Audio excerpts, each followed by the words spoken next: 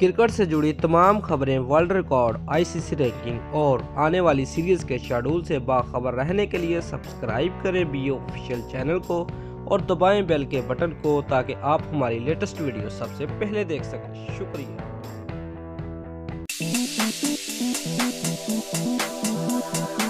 Viewers, Pakistan Tehreek-e-Insaf के senior रहनुमा जहांगीर तरीन के बेटे अली तरीन ने पाकिस्तान सुपर लीग में छठी टीम साबिका मुल्तान सुल्तान को खरीदने के लिए बोली दे दी है।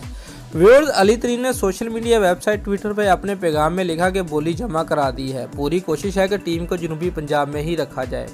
व्यूअर्स, याद रहे कि इससे कबल अली तरीन ने पाकिस्तान सुपर लीग में छठी टीम खरीदने के अपने फैसले पर नज़रसानी करने का अंदिया दिया था। अली तरीन ने ट्विटर में अपने पैगाम में लिखा था कि गुज़िश्ता साल जब मुल्तान सुल्तान को $5.2 मिलियन में बेचा गया तो मुझे लगा कि ये कीमत कुछ ज़्यादा ही है।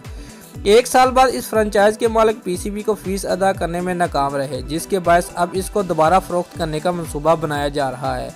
इस टीम को जनूबी पंजाब में रखने के लिए मैंने $4 मिलियन की बोली देने का फैसला किया था, लेकिन खबर यह है कि फिर 5 मिलियन क्रॉस होगा। अब मैं अपने फैसले पर नज़रसानी कर रहा हूँ।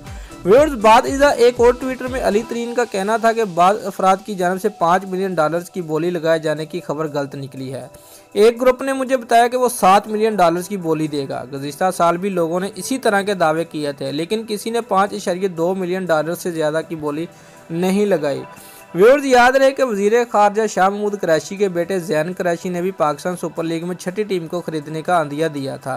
ज़ैन कुरैशी का अपने ट्वीट पैगाम में कहना था कि जनूबी पंजाब ने पाकिस्तान को चंद अजीम क्रिकेटर्स दिए हैं।